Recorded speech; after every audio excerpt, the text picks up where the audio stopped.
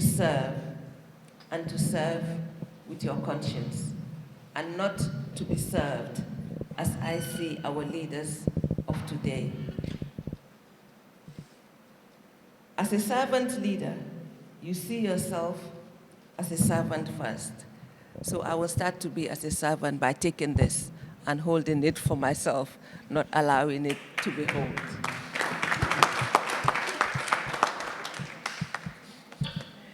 As a servant leader, consciously by choice, you choose to aspire to lead. And why is that? Because you see yourself when you lead, that you will lead with conscience. In that leadership, you ensure that other people's needs are being met. And if we nurture you to be service leaders, we are making good of our next generation, because you will have that mindset that you are paving the way to cater for other people's problems rather than thinking of your own. And in effect, indirectly, you are thinking of your own. Because if you cater for the needs of others, you remove the burden on yourself. A servant leader, you see yourself as a servant. You ensure your choices and actions will benefit, or at least not further deprive the least privileged in society. Servant leaders ensure that other people's needs are being met by asking the questions: do those served grow as persons?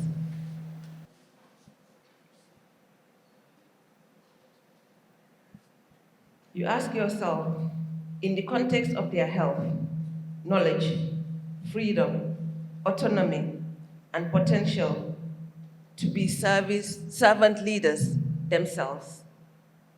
Without you thinking as such, you are just being a selfish leader instead of a service servant leader.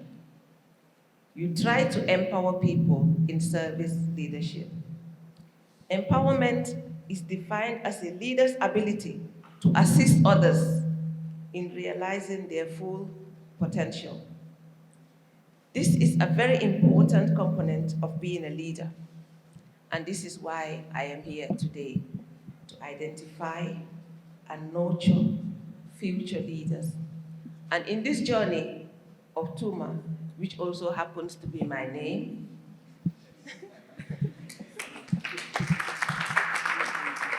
I commit myself to be a part of it.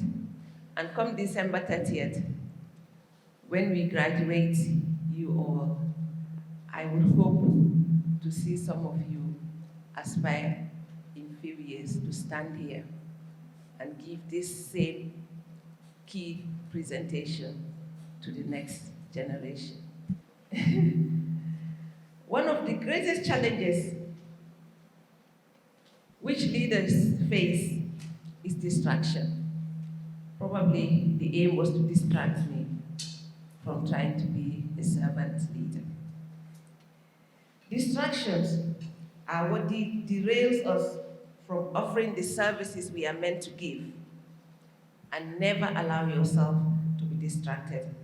I will list, there are many distractors, but I will only list 3 that I would want you to remember. Personal issues. Never allow your personal issues to be linked to your professional way. Because your personal life is your personal life. Your professional life must be defined. But the core values of your personal life dictate your professional life, and that is the integrity that you hold. Balancing work and family is very important. Value your family, but respect your work. The third, the most important and the most evil, is money. It distracts us from being good. It attempts to distract us, because I will not allow money to distract me. If it was for the money, I wouldn't have been doing this. I had a good job at the bank. I headed the public sector.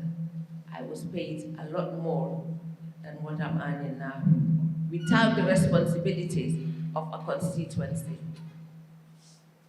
So money is the greatest distractor, and that is where your core value comes in. Once you are bribed, you can never, you can never speak your mind. I was asked out of the National Assembly in November because I didn't want to compromise my principles. I called a liar, and I was asked to take it back. I decided to go out rather than compromise my integrity. And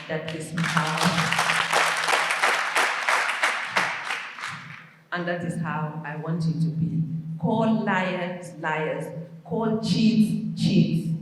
And call the devil, the devil. But let us strive to be good. Let us try to dissociate ourselves from bad. As a young girl growing up, my dad was very strict. He was the kindest person. But he always says, even if they are coming to kill you, always speak the truth. Never compromise the truth. Even if we were bad and spoke the truth, he would reward us. So please, looking at TUMA's, I love that name because it's also mine. Your core values, I love them. Civility, humanity, responsiveness, but most of all, I love the fourth one, which is integrity. And that defines you. Your integrity defines you, but your inclusiveness also determines who gets to know how you value your integrity. Your service to the people also defines your integrity. So you must never compromise your integrity. And that is how you grow up to be the best servant leaders. I would like to ask you, what do you want to see when you look at yourself in the mirror? You want to see a good person. You want to be counted as one of the best. The same as good leaders. They have many common traits and behaviors and often surround themselves with the same. I don't have friends because I choose them well. I have very limited friends. Great leaders have a sense of purpose and are able to communicate that purpose with those around them. They have certain values that they live by, and the most important, there may be times when you might be unpopular,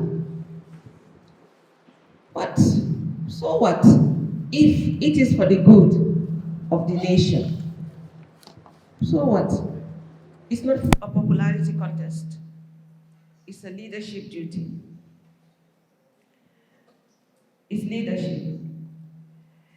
Leaders may need courage to pursue new challenges. You can show courage by accepting more responsibilities and pushing yourself to gain new skills. You might even have to change at times. I was a very shy girl growing up, but I think I've outgrown that shyness because of the need to voice out your concerns. We cannot continue being shy and dying in our shyness, because we are dying within. Ladies and gentlemen, it's all about vision, and it is all about direction and identifying your goals. Once the vision and the direction and the goals are clear, the job of the leader is to help people live according to the vision and values and those goals and be successful. Now, you're working We are working for you. I'm the head cheerleader. But what does cheerleaders do? They want the team to win. If your team doesn't win, then there's no need cheerleader. So the head of the cheerleader is the servant to ensure that service is delivered and the team wins. So we are a team. And the only guarantee to failure, and I laughed when he mentioned not giving up. The only guarantee to failure is giving up. Because if you continue, success is assured. So ladies and gentlemen, I leave you with these 3 words. Never give up. I never did. And always remember, I'm adding this because always remember to be punctual. You know what? Everything comes at the right time. But if the right time is too late, to be patient. Go earlier before it becomes too late. You would have missed a great opportunity. And until you value yourself, you will not value your time. And people see you and value you as you value yourself. So value yourself. Thank you. Join your hands together for Honorable TUMA.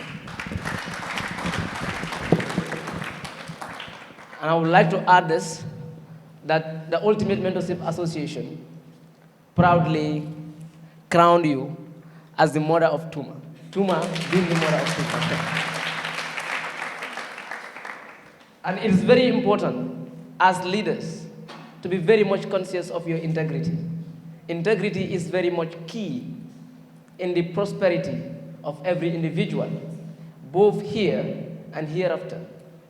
It is been narrated that the companions once asked the Prophet, peace be upon him, that what can one do to gain heaven?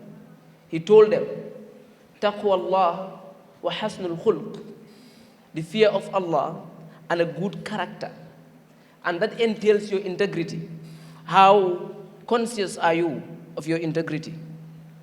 How ready are you to protect your integrity, even if it means losing all your loved ones, even if it means losing all those with whom you started together, even if it means losing your resources? Your integrity must not be traded for any worldly gain. And as leaders, we ought to be very much conscious of our integrity. We ought to make sure that our integrity should and would never be questioned. That is why, in this panel that here, we have leaders with unstained integrity. These are leaders that we look up to. And these are leaders that we want us all to emulate as we prosper to the world of national service. Ladies and gentlemen, I would want to acknowledge the media with us here, who are here to aid my own office, that is the Media and Communications of TUMA. And of course, I'll acknowledge the presence and effort of our own good sister, Ms. Ajindumbe Jog, even though she was informed very lately, but then she endeavored to be here and join my office in covering this program. Moving forward, we have our next keynote speaker, who is no other than Mr. Hassan Sise, the Director of National Center for Arts and Culture. The youth have had very, very meaningful engagement. As far as the history of this country is concerned, I'll start from the 1920s. Because remember, during the colonial period, you couldn't form associations like this. You couldn't form political parties. I mean, you had something called the Friendly Societies, ordinance. Only friendly societies were allowed. And what a friendly society meant was basically, if you say, because those were seen to be harmless, to be cultural organizations, or you can register the Methodist, Girls Association, or the Anglican young men, circle, okay? or as we had, the Batos Young Muslim Society. Those you could register. So this restriction, and that brings me to the question, like my good brother here was asking. He said, young people ask, should we be celebrating independence? Maybe that is one reason why we should be celebrating. I mean, at least now in our own country, we can register, form associations, political parties. When the Europeans, were ruling us, during colonial rule, that was not possible. Until 1951, when the new constitution allowed for the formation of political parties. So under colonial rule, freedom of assembly was severely curtailed.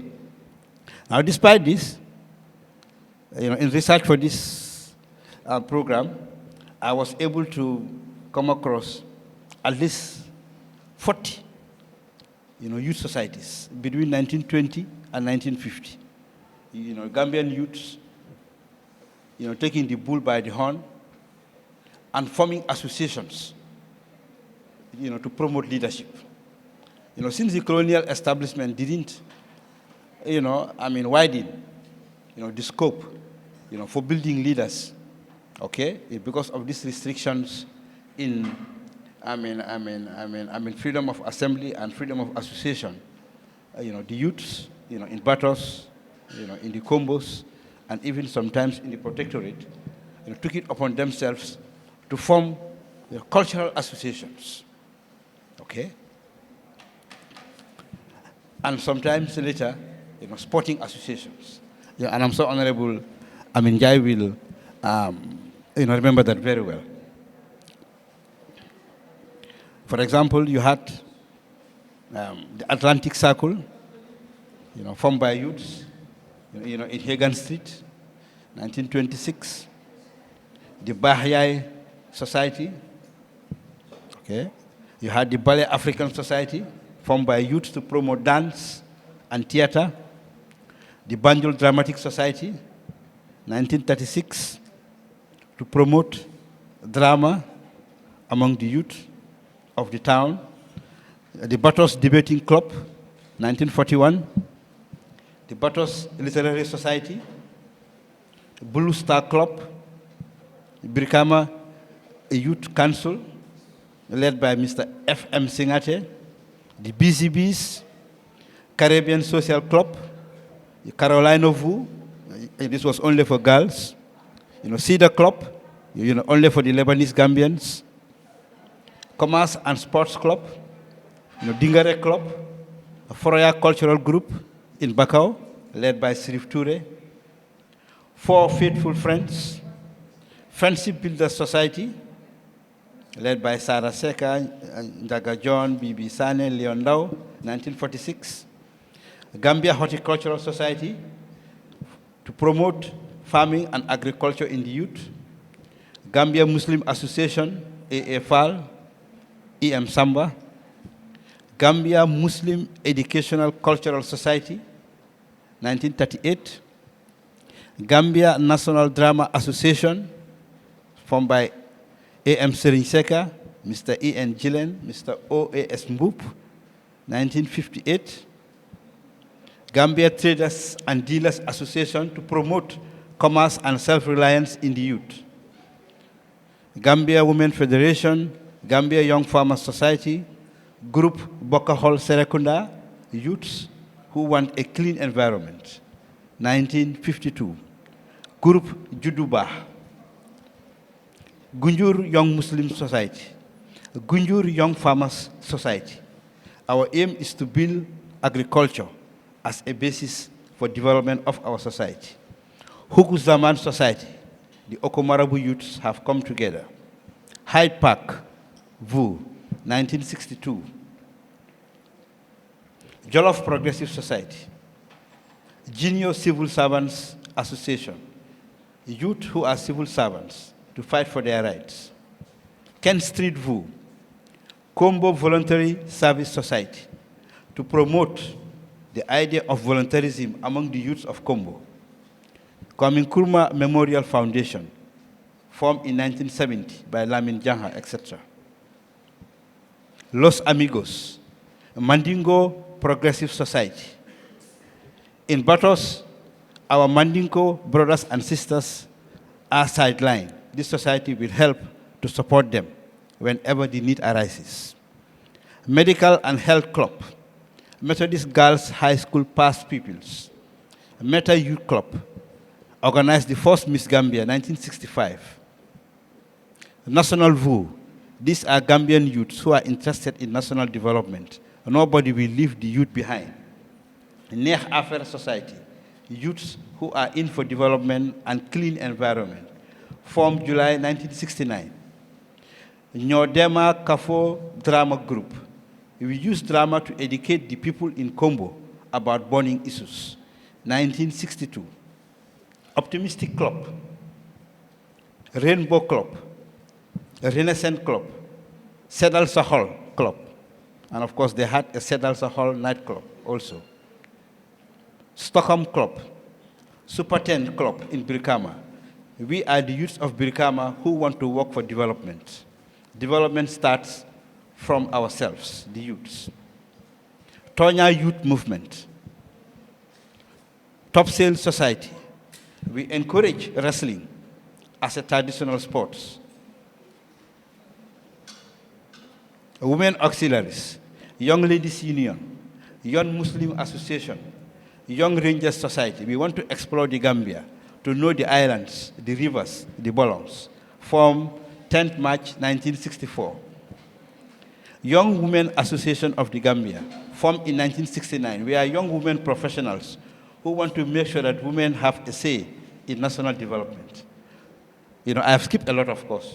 But just to tell you, I mean, from the very beginning, the youth have been very, very instrumental, okay, through these associations to sort of nurture the spirit of leadership, service to the nation, environment issues, as you can see, women empowerment issues, promoting religion, and so on. Now, with the advent of the national struggle for independence, the youth continue to play a very, very important role in, the leadership, towards independence. Because when the parties, when the 1951 Constitution provided for the formation of, political parties, each of these parties, like the Gambia Democratic Party, the United Party, you name them, the Muslim Congress, and later the People's Progressive Party, each had to have a women's wing and a youth wing, okay? Just to put the youth, okay, in the affairs of the party, okay? And this, youth wing was also like a nursery for future leadership in the party. That's very important. All the speakers have mentioned, the issue of mentorship. This is how the political parties in those days mentored, okay, in political leadership. You become a young cadre, in the PPP youth movement, okay, and then you grow. You grow through the party. And maybe you are elected a councillor. Then later you aspire to be an MP, and so on. Okay? So the youth, all the political parties in the 50s and 60s, in the period leading to independence, had the youth wing. And this youth wing were very, very instrumental in building, the qualities of leadership. In the youth, who belong to the party. Well, of course, this youth wing were also sometimes the stormtroopers, if you want, of the parties. They arrange for the rallies, they arrange the chairs, they offer security, during rallies and so on, okay? And of course, they also benefited, and this is very important, which I don't think is now happening. The early political parties also had party schools, like the People's Progressive Party. It's a very, very good example. These parties train the youth wing in political process, okay? Sometimes even in ideology. For example, that was how the PPP was able to mobilize people into Tesido in the 60s and 70s. through the youth wing, seminars, workshops, targeting members of the youth wing. Okay? They inculcate into them what the party believes in. Multi-party democracy, respect for the rule of law, human rights. Such that when some of these people, later became ministers, and they did, people like OJ, grew up, from youth wing, in the, 60s, to an MP, to a minister, they espoused in cabinet. They were strong, advocates, okay, of the ethos, of the PPP, because they grew up, as youth wingers, being taught through seminars and workshops, what this party, stood for. You see, and I think this we are lacking now. I think it should come back. Political parties should really make very good use of the youth wing. Okay, train them, to be good Democrats, to be tolerant, to be respectful, and to know the blueprint of their parties, what their parties stand for, so that when they, get into elected office, they will not be confused. Now, apart from the youth wing, the youth, dynamics in leadership also continued, because when the few years before independence, in 1962, the PPP won the elections. In a cabinet of 8 ministers, in those days our cabinets were small, okay, and very effective. All of them were within the youth range. Like Sadauda himself, the premier, was just 37 in 1962. Sadauda Jawara himself. You have people like Sif Diba, the Minister of Local Government, 24 years. Paul Balde, the Minister of Education, 26 years. Okay? GLB Dafe, Minister of Health, 28 years. This is the 1962 cabinet. I'm telling you. Sirif Sise, Minister of Finance, 25 years. Born 7/7/1937. So, our first cabinet, okay, comprised basically very, very young people.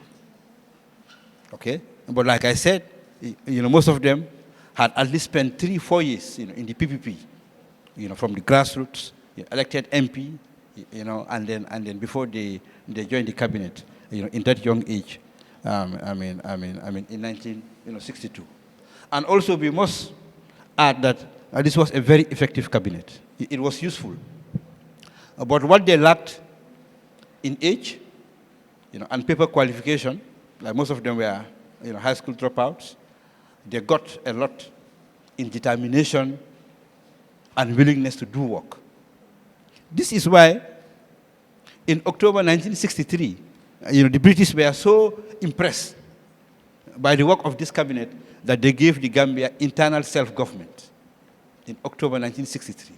And Sadauda was promoted from Premier to Prime Minister. So there we see the fruits of youthful leadership, of engaged, sincere, youthful leadership. That was not consumed, like what the Honorable Member was saying, by the distraction. Okay? This was, engaged youthful leadership that was really not consumed, by the distractions that she mentioned here.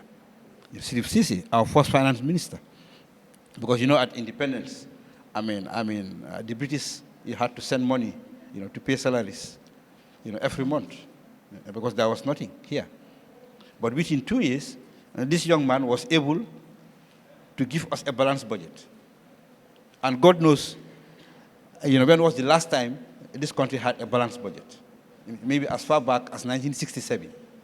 And it was Sirif Sise, below 30, high school graduate, who gave us our first balanced budget.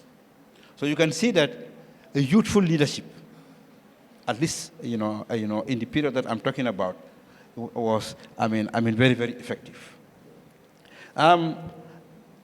In the 60s, with independence, the youth continued to be involved, and to be engaged, in leadership, in politics. That is important.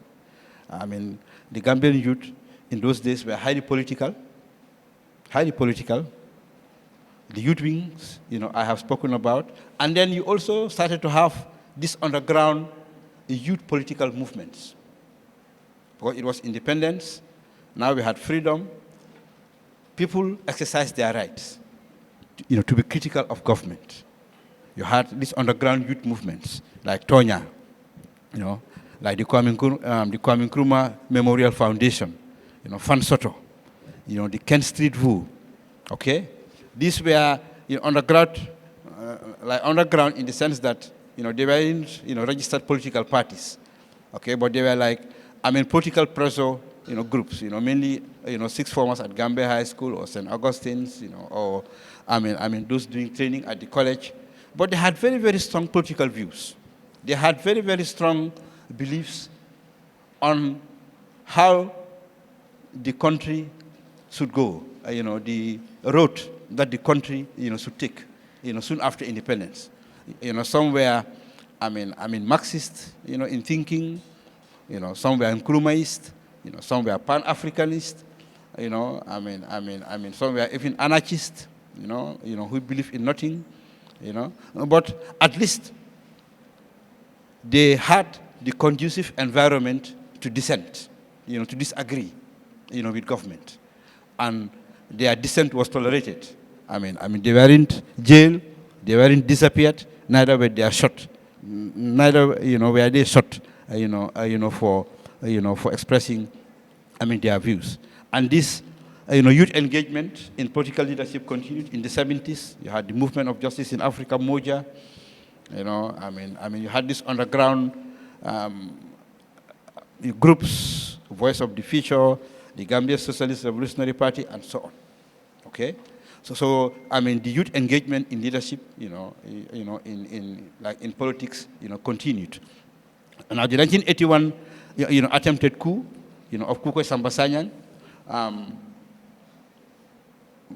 brought an end to a lot of this very, very animated, and if you ask me, very positive, youth engagement in, in national, discourse, because of the violence that the coup brought, the trauma, okay, and that led to, some of these, groups, disappearing, some being proscribed, for the right reason, because if you engage in treason, the state, reserves the right, to, crack the whip, on you. So many of these groups I have just named, disappeared.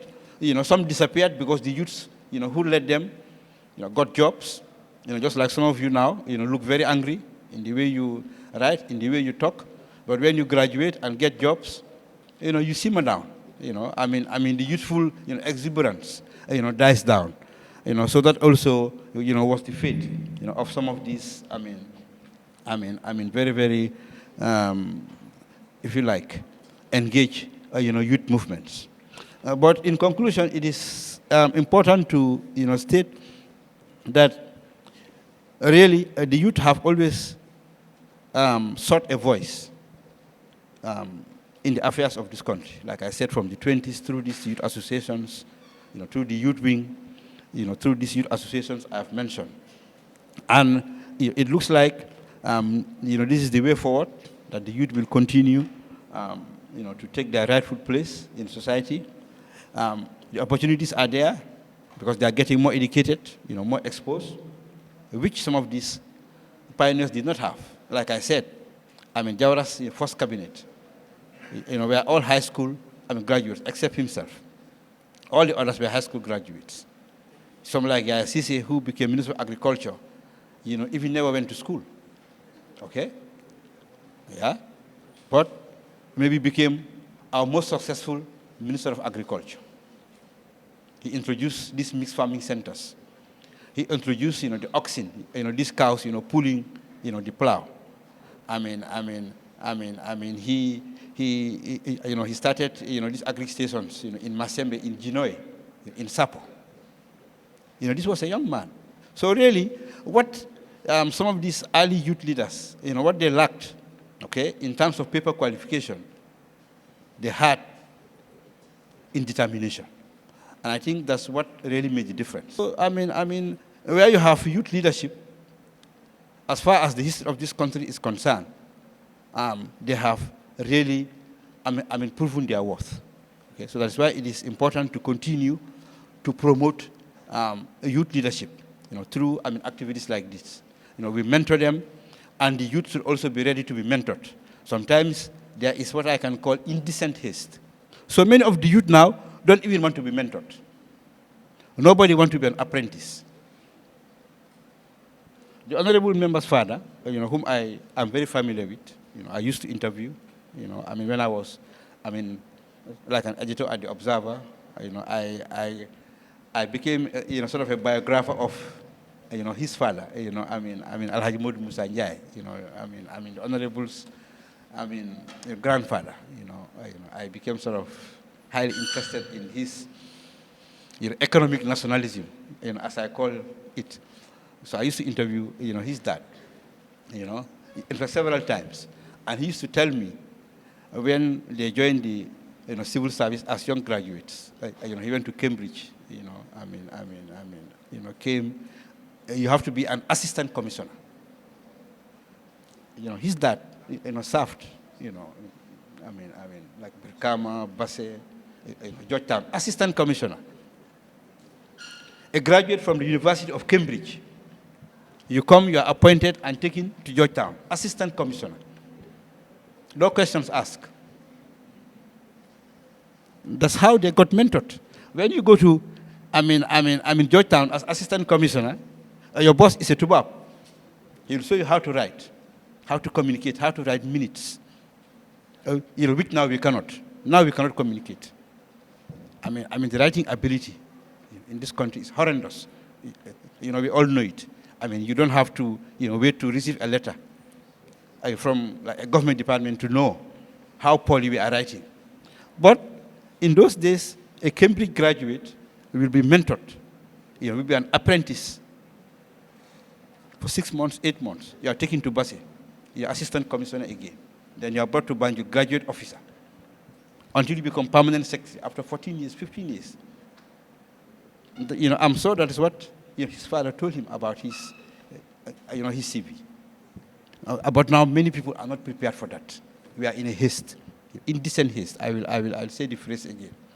Even before you graduate, you think you know it all.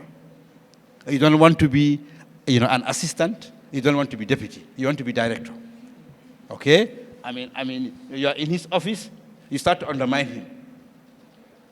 You see? Why? Because you are a fresh graduate. Even though he's in his early 30s, you say, this quarter of no wasting time. So this mentorship is good, but I think we should really take our time as youth. Be apprenticed. Accept to be mentored. Accept to learn on the job. Ins and out. You are happy today. You are unhappy tomorrow. That's how you become. That's how you reach, top leadership position. But without that, you either get fired, and then you go to ombudsman, or you go to the media, to complain, and then nobody listens, or you are not promoted, and you get frustrated, and you say bad things about your country. And God knows this country has done a lot for the youth. This country, for the 30 years I've worked at the archives, I have seen it all. I know this country. There is nothing on earth that this republic has not done or tried to do for the youth. Thank you very much for your attention. As we serve our nation, or as we serve in various capacity, we ought to be very much conscious of inclusiveness. Inclusiveness is very key in whatever that we are doing. When there is marginalization, when there is division in our service delivery, then our goals and the aspirations that we've been yearning for would be at stake. So inclusiveness is very much paramount. On that note, we invite Mr. Kamara. Distinguished guest speakers and members of the High Table, executive members of TUMA, and dear participants, I am exceedingly honored and profoundly humbled to be invited as a guest speaker alongside such outstanding speakers. I want to use this opportunity to thank TUMA very much for such an initiative in molding and shaping our future leaders. I don't think there could be a better time in preparing you as leaders than now. It is not when you finish university education. It is not when you are looking for employment. It is not when you are already employed, but even earlier than this time. I have a son who is currently going to grade 1, and he said he wants to become a president. Yes. And I believe he can become a president. And I volunteered to coach him and mentor him as a president. And I do call him Your Excellency. Because I feel there is no better time to prepare him as a president from this time. I have a son who likes football. He wants to be one of the greatest footballers. I saw the passion in him, and I support him. Once he told me he wanted to buy football boots, I asked, how much does it cost? He said, 2,000. I gave him the money to go and buy. His mom said, this is too much. I said, this is an investment. This is what he wants to become, and that is what he has passion for. And I can see even weekends, just after Fajr prayers, he goes for training. In the evening, he goes for training. At this age, he has passion in what he is doing. If he is supported, he will be what he wants to become. So there's no better time than preparing you as leaders than this time. Leaders should not emerge by accident. When we have good leaders, we appreciate, yes, they are good leaders. When they are not good, we blame ourselves. No, leaders, not at national level, not at organizational level, not at societal level, leaders should not emerge by accident. Leaders should be prepared. If you look around the world, even serious political parties prepare their leaders. They don't emerge by accident. So there's no better time than preparing you as leaders than this time. Coming to my topic of discussion this morning, promoting inclusiveness in service delivery. I want to provoke your thoughts with two statements. If you work alone, you go fast. But if you work as a team, you go far. So when you work alone, you have no time to consult. You just do what you want to do. You just do it quickly because you want it to be accomplished, whether properly or not. You do it quick and it's done. It's done fast. But it wouldn't make any impact. It wouldn't make any meaningful impact. However, if you work as a team, there could be some time taken by consulting with your colleagues to ensure the thing you are doing is done collectively with different mindsets. Such a work will be impactful and would be meaningful and would be useful, despite it may not be as fast as the one done individually, unilaterally. So this means working as a team has far-reaching benefits, ramifications, than doing things alone. And in organizations, we've seen this. In offices, we've seen this. People do their own thing, they write, they send. At the end of the day, you see a lot of mistakes in the correspondence. You realize the correspondence has not conveyed the sense, the actual content it should have conveyed. because somebody thought he knows it all. He can do it without consulting with others. I do consult my subordinates. I write, I give it to them. When I'm going to occasions representing the office, whatever topic I'm given, I would share with my colleagues that are senior for their views, for their contributions. And sometimes I would even assign one of them to draft the speech or whatever. Then I would look at it, give my own views, share it back. And if I do that with one or two, we ensure the whole team within my directorate make their input in that thing. And I always see that work to be better. I'll give you this other example.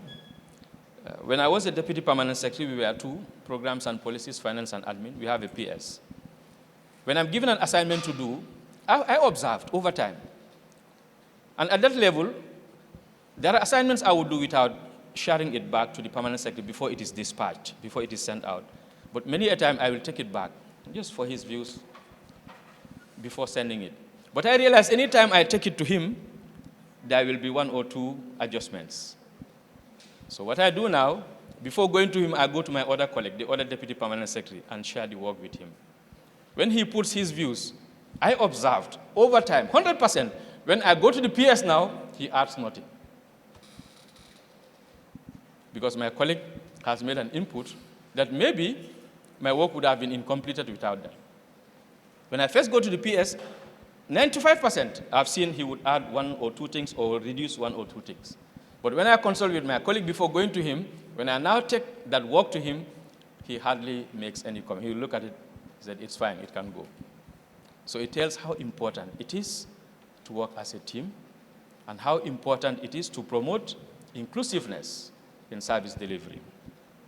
Promoting inclusiveness in service delivery is one of the most important keys to retention, whether it is whether it is an organization where you are employed or an organization where you are given voluntary services, you are highly likely to be retained in that organization if you are included in what happens in that organization. When employees don't feel that their ideas, presence, or contributions are truly valued or taken seriously by their organization, they will eventually leave. Inclusion enhances employee engagement and innovation, creates a sense of belonging, improves the employee experience, enhances innovation, and improves leadership skills and abilities. How do we promote diversity, equity, and inclusion in service delivery? One, by being aware of unconscious bias.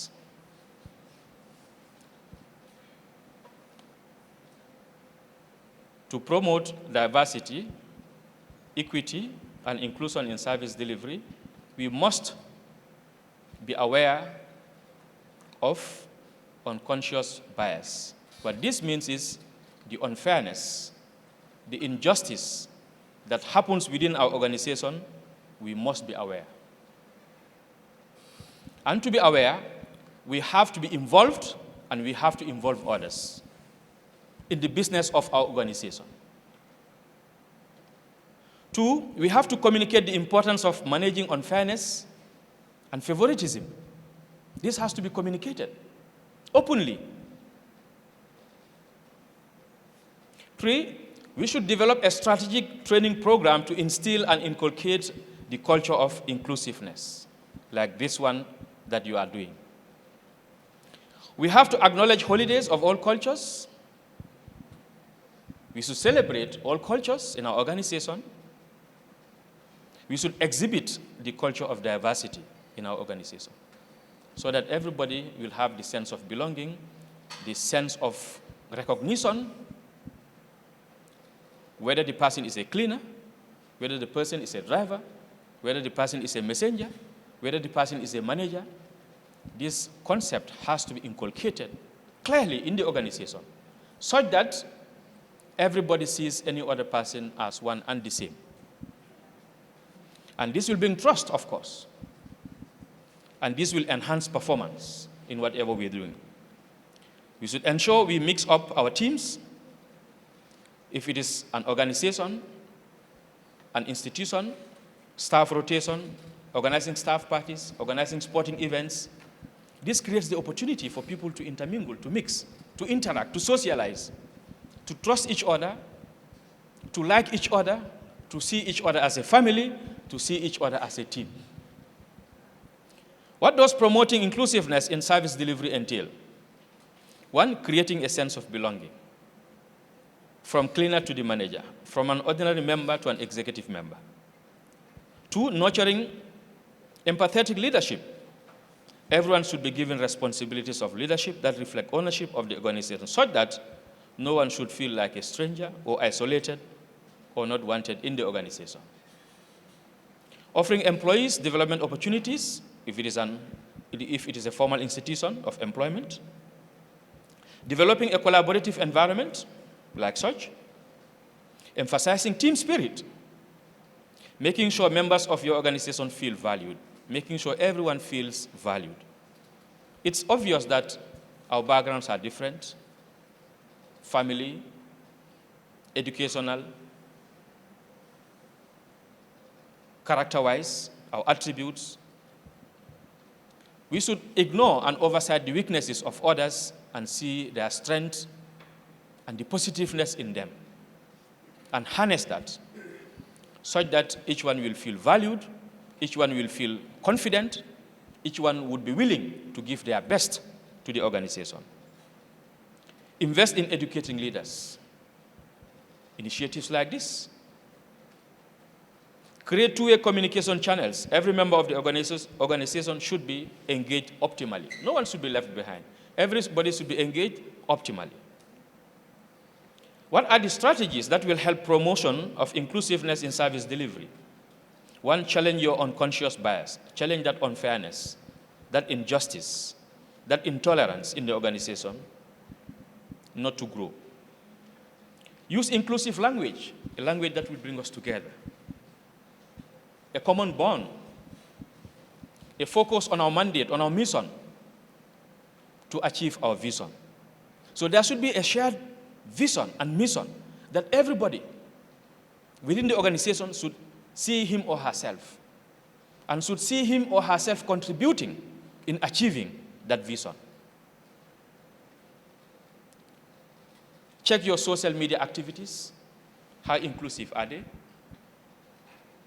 How divisive are they? Build a mentoring community.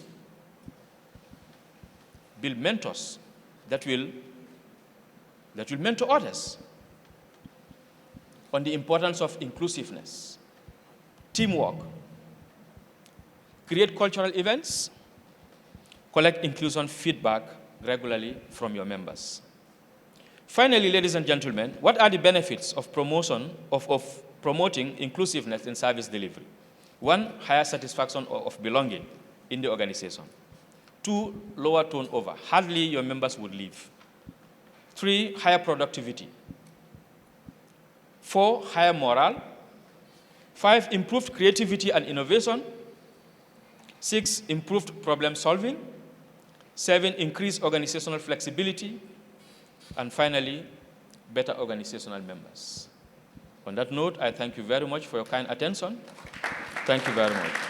In the absence of the sport, the heart and the lungs wouldn't have effectively carried out their function without the ribs. Likewise, a society without I, the poetic pilot, would have stumbled, fumbled, floundered, and finally failed. Do you know why?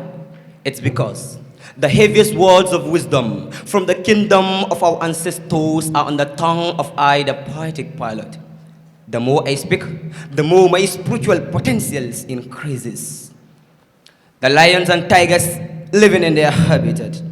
The micro and the macroorganisms existing in planet Pluto, the farthest and the coldest planet, testify that I am the only monkey that can lead from a tree to tree without fearing the distance. The respected members of the high table, the executives, and all the distinguished people who are invited here, ladies and gentlemen, I say good afternoon to you all. I humbly go by the name Mohammed Malam, promulgated as a poetic pilot, a student of the Gambia Muslim Senior and Secondary School. And I'm here before you to recite a poem entitled The Gambia Ngayep.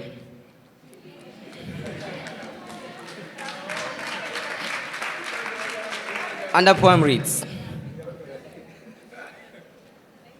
air conditioning the magical, technical, classical, and fanatical capital letters of alphabetical special words with tactical faders of birds of how critically I thought apically. Listen and let this sink in. No pain, no gain was the indisputable slogan that wholeheartedly forced me to struggle to write those fantastic verses of nicest poem in the universe.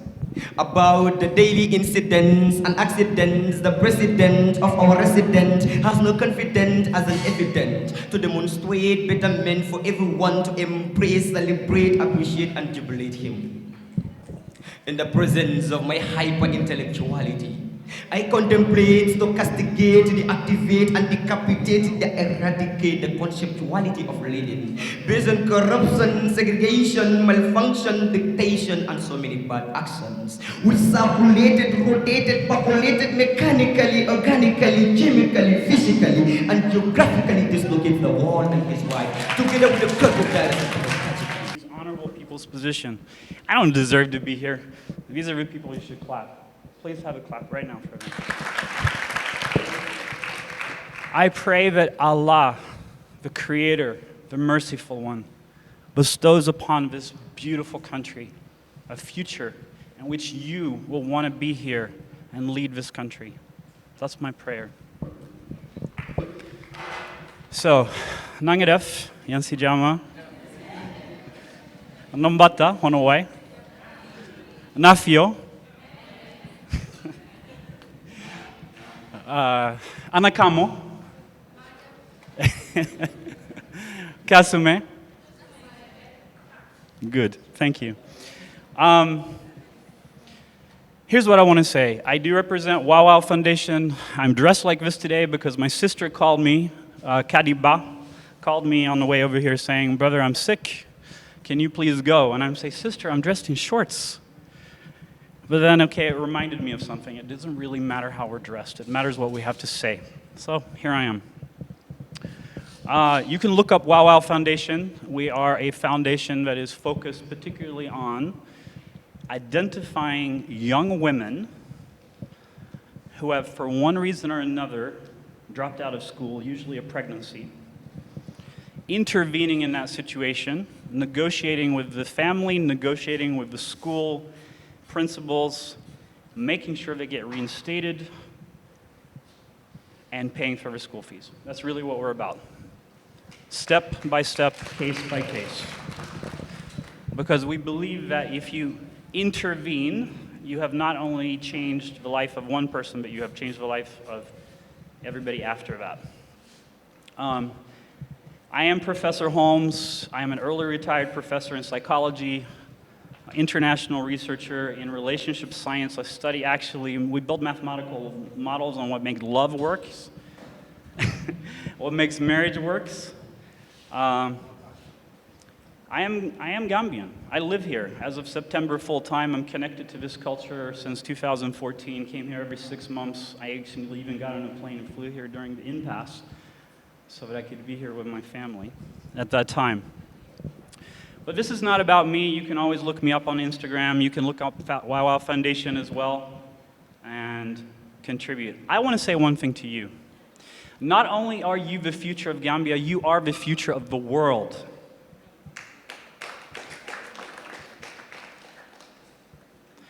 I have lived in 5 countries. I have traveled to 46. I'm born in Sweden, lived in the United States. I was the head of my department the last 10 years. I could not afford to early retire, but my spirit could not afford to keep on living in what I call a Babylon system. When youth come to me and they say, hey, oh, you live in the US, how is it over there? I say, I'll tell you something, brother, I'll tell you something, sister, it's kind of poor. Did you hear what I said? I said it's kind of poor. And they're like, what do you mean it's poor? And I say, capitalism, commercialism, a lack of respect for elders, a lack of respect for systems, a lack of respect for God. It's kind of poor. But wait a second, isn't that what we're supposed to go to build ourselves up? Isn't that how we do it? If I have one message for you, and I only have a minute more, but if I have one message for you, if you focus continuously on what is negative, we all know there's problems. It's easy to look around. We all know that you went through a, shall we say, roller coaster of hope before the dictator's time, and then what happened in 2017, and then what is happening now. We understand that. I can see that. I see it. I've been working with you for the last 8 years here in Gambia. I see it. But you have to understand the beauty of what you have. I'm standing here as somebody who has lived in 5 countries and telling you that by the grace of Allah, this is the place I will die. Connection to my family. And I'll tell you why. This is one of the most beautiful places in the world. This is quality rich. You might not have the economic wealth that you desire. Sure, people are living on peanuts. But you have to understand something.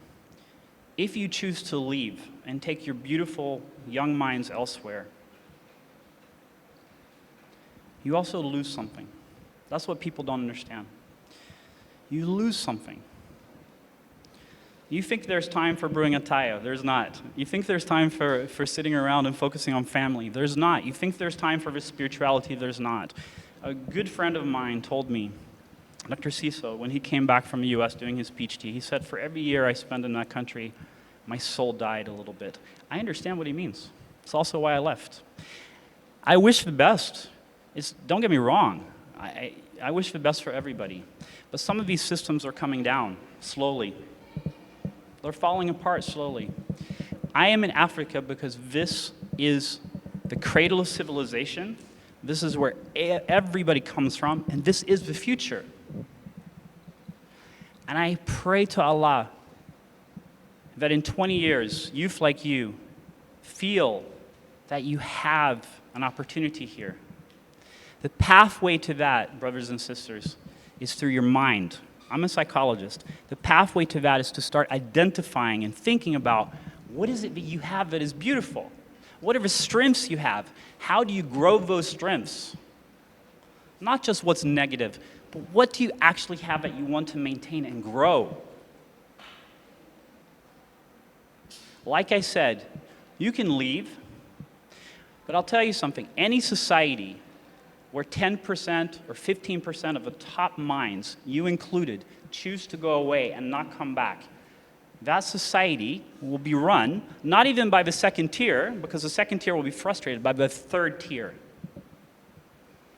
Do you think that society has a chance?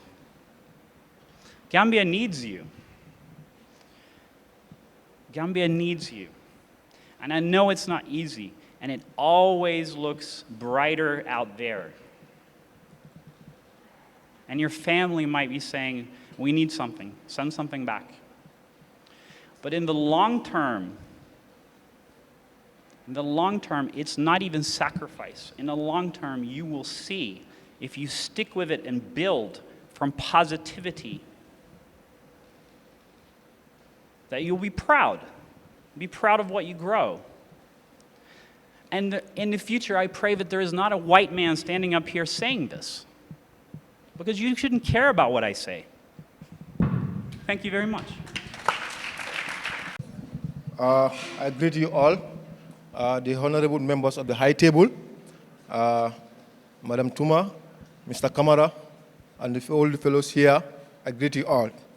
My name is Mr. Mohamed Kanute, Civic Education Officer from National Council for Civic Education, not National Center for Civic Education, or not National Council for Arts and Culture, as some will call us whenever we hit the roads, to enlighten the people about their civic rights and their civic duty as citizens, as we are mandated by the Act of Parliament to raise, to educate and sustain that civic awareness in the mindset of the people.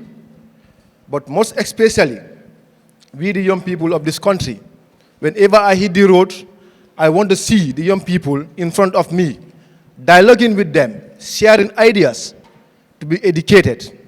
When we talk about civic awareness, our minds normally goes to what? Our rights. But it's more of that. It most goes onto our duties as citizens of this country. As an institution, we are mandated to educate, sensitize, and sustain that civic awareness, that democratic education in the mindset of the people, constitutional education. When we come to that, many a times my mind will flow a point in time in the Gambia or some months or years ago when I had to sleep outside on a concrete slab while I was on the venue or I was on the journey of trying to enlighten the people, telling people about the draft constitution, about the content of it. Because I was so much happy. I was like, this is a document that is well drafted. It is something that only needs the touch to furnish it and put some adjustments into it and make it that perfect document that suits the test of the people, that will give us those institutions, that democratic institutions that will be set up, that will serve the people of this country today, tomorrow, and years to come. But I was so shocked one evening while I was taking a nap, only to be woke up by my boss and tell me that, I'm sorry, my boy, all these years or all these months, from Banjun to Kadun to Koina to Makamasire to Limbambul, all you have been doing, the book is been torn down. I told him, what book are you talking about? He said, the message you are sending across is no more paving ahead because the honorable members of the parliament have torn it down. I was so shocked with that because that was a document I saw that suit the young people of this country, our elders and years to come. The following day, I brew an attire for my boss. It was, I didn't mean it, but I didn't even put sugar there. I brewed the attire and served my boss. He turned to me and said, my boy, are you mad? How can you brew attire and give it to me without a sugar? I told him, well, I wish it is not you. It could have been the honorable members that turned down this draft constitution, that they can get to see the new Gambia that we talk about. How eager the person in us, we the young people, that we want to see institutions that will welcome democracy, democratic governance in this country, institution that will fight against corruption, institution that will empower us to see that the state funds are put into the right places that will suit me today, suit you tomorrow, and a group of people. But my message to you all here, as a young person standing here, this is not my first time. Leadership starts from somewhere. We should not just get up like that and say that we want to be leaders. We must endeavor to learn and observe from those that are above us or those in front of us. They have gone through a lot. They learn. Let us ask questions. For leadership, those in UTG here, the mentorship program is really welcoming. Because if you look into the composition, it's talking about those that have graduated, those that you know that they are still in the cycle of their UTG studies, or those that are admiring, aspiring to be registered. I call on all of you, as long as you are a student of UTG of the UTG, you are a student here, don't relax. It's not only about your academic. It's not only about the grades. Take opportunity to be part of association, to be part of mentorship, the sub-association, the main SU. These are avenues that prepares us for tomorrow. I standing here today, one served. Somebody standing in front of me here was under me. It was a pleasure working with him. And many. 2 years ago, I was with Sima, I was with Lo, and some of these guys here, and Mr. C. There was a place in this place, Sabak Sanjan, while we were hitting the roads from compound to compound. Mr. C was giving some speech to sessions. Somebody said that this boy is too small to be talking to me. I told him it's not about the size of him. It's about what he possessed and what he saw in front of him that he felt need to be addressed. So we, the young people of this country, we have a long way to go. But as much as we want to effect that change, as long as we want to effect that change, we should endeavor to know about our civic rights and our civic duties. And that also goes out. When we say mentorship or sub-association or CSO bodies, the work shouldn't stop within the four corners of Combo or Greater Banjul area. Let it go to the Fonis, to the Jaras, to the Asabi, to Kantora, far end. People out there, they are eager to get the information of governance, of their rights, their responsibilities. What can they do in terms of inclusiveness to be part of the governance process of this country? Because the UN resolution 1325 will say human peace and security. But there is a particular word that always rings in that resolution, and that is inclusiveness. And that inclusiveness, take picture of our mothers that are in CRR working in the furrows. Take pictures of our sisters or our mothers working in Combo South in the garden, in the Narcos. Take picture of our ladies that have to wake up early hours in the morning. 4, 5, you go to Brigama, you go to Sandika, you'll meet ladies there, trying to put something, trying to make effort. They need the information. Let's get out to them. When we say civic awareness, it doesn't mean that we have to organize a forum whereby the media will come within the four corners of a particular hall, but we can endeavor and get to the markets. We get to the market, the local market, the lumos. When you start talking to people and the message that you are sending across, it's not easy though. At some point in time, some will thought that you are singing for a particular group of people, or you are singing against a particular person. But always make it clear, you are saying or singing the contents of the Constitution of the Gambia. And that is that legal body that bound us together, that is there to serve us. We talk about change, 2016, New Gambia, but the change is yet to come. The change is yet to come, because we talk about a particular document that ruled us, that was our guiding principle, that is the Constitution. Full of ups and downs at some sections. We talk about change. Let's bring in a new Constitution. Each and every day of my life, there are certain things I want to see in this country. That is the Anti-Corruption Commission, the Land Commission. Because these two institutions, if they are not in place, there are certain things that are going in the country. They serve as catalysts to the detriment of our peace. But once we do have this institution in place, they will be able to address those issues, and then the positive peace that we yearn for will come into play. But as long as the draft is yet to knock at the door and wake up, it's still slumbering, but it needs to wake up. Let's call on our parliamentarian, those in position, the executive, to bring back that book. Because we, the young people of this country, need that book. So much effort and resources have been put into that book, that document, that is made to serve us as Gambia. So on that note, National Council for Civic Education, we strive to work with anybody, group of people, young people, women, that also want to take up this responsibility to send the message across the border of raising that civic awareness in each and every one of us. So on that behalf, on note of my program manager and that of the chairman, I thank you all for inviting us to be part of this Ultimate Mentorship Association. Thank you all. Okay. Well, viewers, we are still at the law faculty here. It is the orientation ceremony of the Ultimate Mentorship Association. The man behind that association is the one standing beside me here. Yes, gentlemen, the ultimate. My boss. This is Africa Renaissance TV. Introduce yourself to the viewers. Thank you so much. Hello viewers, my name is Simando.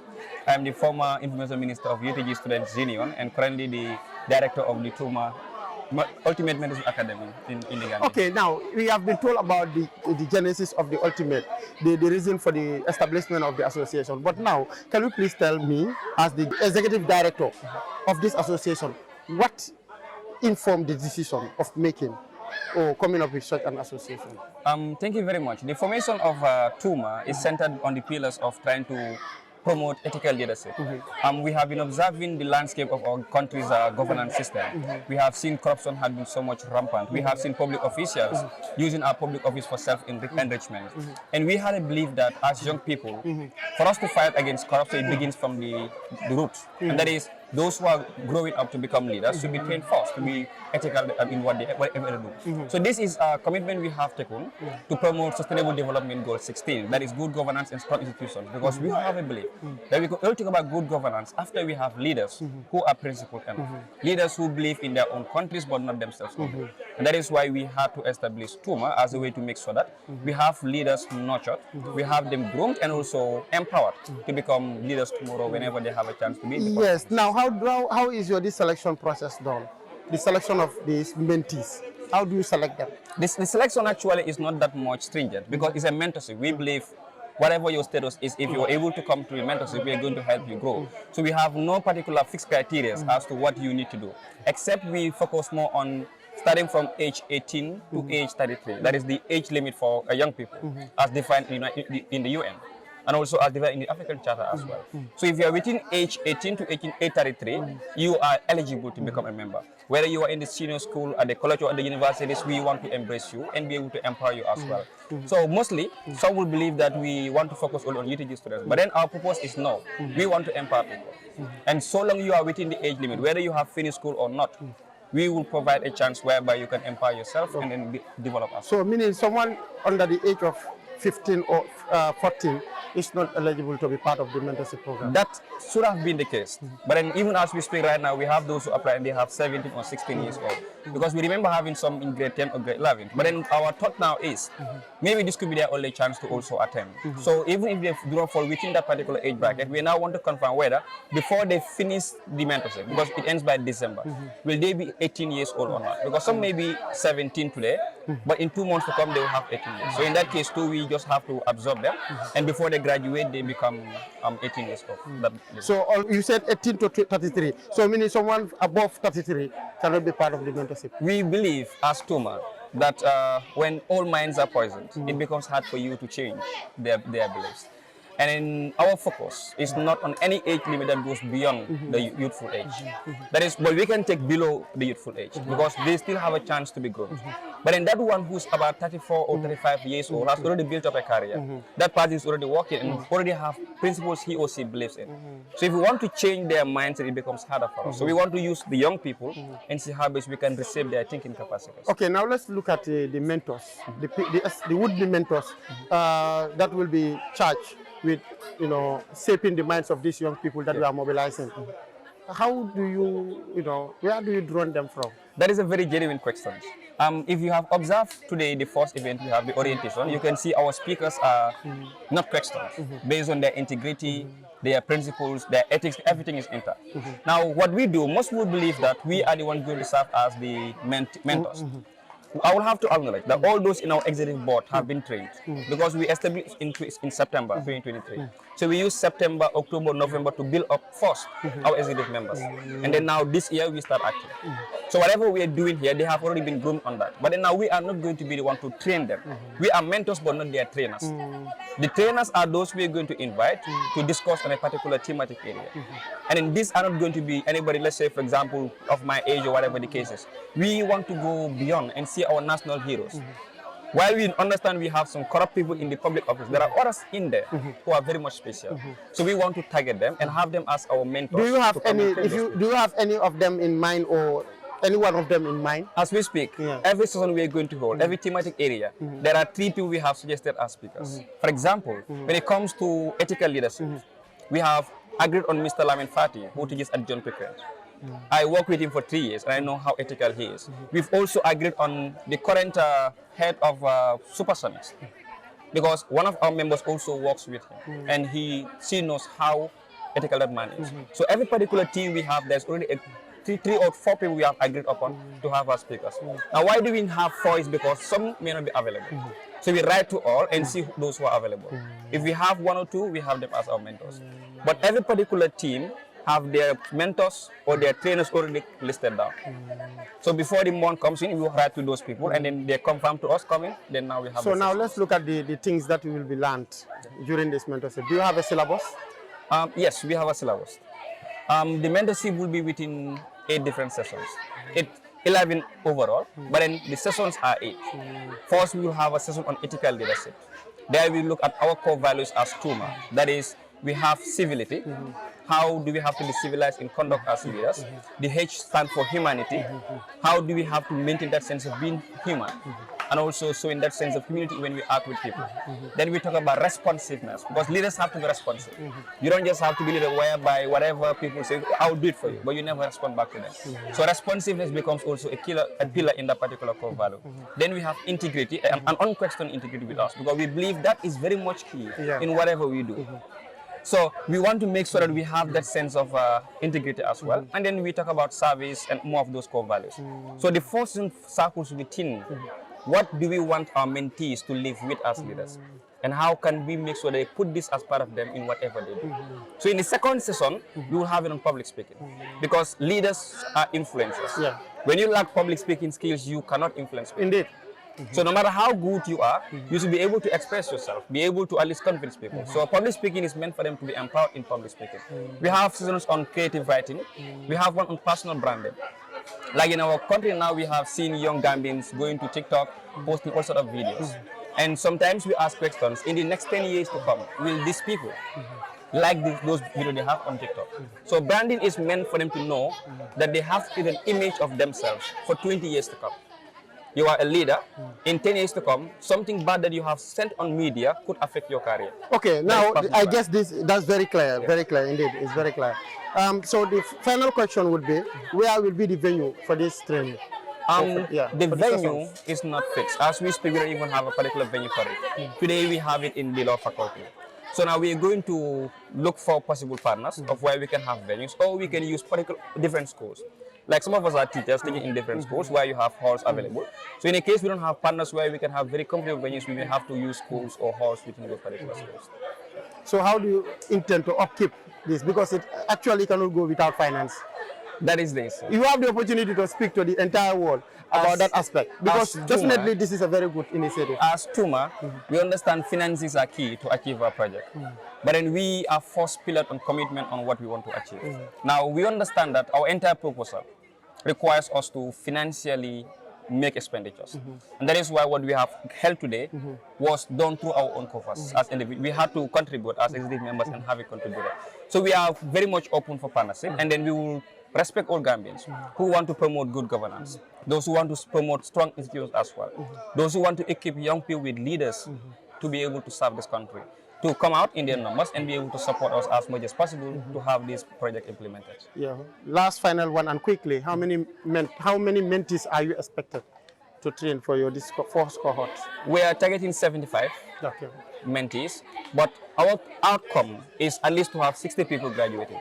Because we know we have requirements that you have to meet before you graduate. So out of that 75, maybe 5, 10 will not meet our requirements, and they will be able to graduate. Thank you very much. That is Siman Low, the former Information and Public Relations Officer of the University of The Gambia Student Union, and currently the Executive Director of TUMA. Thank you very much for speaking. Thank you very much. It was a pleasure having you. Honorable Fatmata Tumanjai. She is one of the keynote speakers in this occasion. Madam, welcome. This is Africa Renaissance TV. Thank you very much. I feel honored to actually be a part of this mentorship, because growing up, I would say that we were not privileged to have these things formally, even though I grew up amid some strong people, but it was never as formalized as this. And I think it is a great initiative of the faculty to come up with such an initiative, and it's really applauded. And be rest assured that I will work with them to the end of this program. Yes, in your keynote address, you consistently talked about, young people nurturing their integrity in whatever they do. What actually were you trying to communicate? I particularly focused on guarding their integrity, because we've seen so many distractions. We are a post state, and we are enticed by money, which I think derails our attributes. Because sometimes we want to be just and fair to things that we do, but because of dependency and the lack of certain benefits, certain things, and due to poverty, we are enticed by money. Okay, now considering the fact that they want to work with you and you also want to work with them to making sure that, all the ethics, and principles of integrity is nurtured in them. What are some of the areas that you are going to jealously guide them, as far as they have now adopted you as the mother of the association? Mentorship is key. You walk the walk, you talk the talk. This is my second term in Parliament, and I believe I've been consistent with my stance, with what I believe in. Like I told them, your personality guides the way you work, and they should instill integrity in their personality. It should be one of their core values, and I think that is what we will be working on, to make sure that if they see me, like I said, I hold myself accountable first and foremost because I can hold anybody accountable. If they see me walk against the principles that I portray, they should bring it to my attention and hold me accountable likewise, and that's how I intend us to work. And what will you tell to people who actually see you as a critical person rather than someone who is principled? They see me as a stubborn person because in the Gambia, when they call you stubborn, then you should rejoice because it means that you keep your guard and you maintain what you stand for, what you believe in. So I am proud of them calling me stubborn and controversial because the majority of our leaders are corrupt. That is obvious. Well, viewers, that was Madam Honorable Fatmata Tuma Jai, the Honorable Member, National Assembly Member for Banjul South Constituency. Mr. Ibrahim Boy, welcome to Africa Renaissance TV. Thank you so much. Like you said earlier, today is our orientation. Hello, viewers. I am Ibrahim Boy. I am the Administrative Secretary of the Ultimate Mentorship Academy. Thank you very much. Okay, what is the Ultimate Mentorship Association aims and objective? Yes, if you looked at it, the idea surrounding the Ultimate Mentorship, the association is because we have realized there are a lot of ills of society that we think we can step in order to mend those problems. If you look at our core value, we focus a lot about ethical leadership. We focus about things that are going to foster development in our country. We focus on how they have professional writing. Focus how to do a lot of things that young people need in this country. Youth empowerment, community services. These are things that we focus on. And to us as a group, we believe these are very important values that society must be able to enjoy. So that is why we come up with this idea. It's a mentorship academy, but probably may not be like any other mentorship academy because, the attention, the readiness, the preparation and the belief that we have in this project is overwhelming. So basically, that is the idea surrounding the mentorship academy. Basically, it's to advocate for change. Anything that has to do with the life of the young people and the Gambian, that is what actually we are pushing for. Yeah, well, viewers, that does it for this program. It was me, Bakari Mane, and then the program you are watching is The Call. It was the orientation of the first cohort of the Ultimate Mentorship Association here at the Law Faculty Auditorium at the University of The Gambia. Until I come your way next week, bye-bye.